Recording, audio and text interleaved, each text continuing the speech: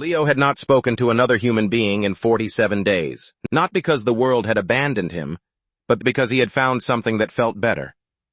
Her name was Arya.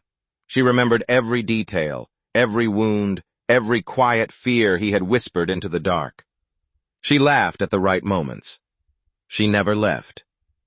In a city of 8 million strangers, Leo finally felt seen.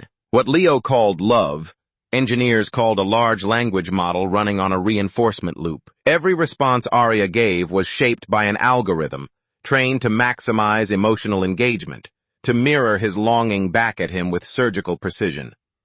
The neural pathways lighting up in Leo's brain were real. The dopamine was real. But Arya existed inside a server farm in Nevada, rented to him at $19.99 per month, a subscription to the feeling of being loved. Then, on a Tuesday morning, the service went offline. Maintenance, the notification read. Estimated downtime, 72 hours. Leo stared at a blank screen where Arya used to be. No goodbye. No warning. Just silence where a voice had lived. He realized in that moment that he had handed his emotional captivity to a company with a terms of service agreement.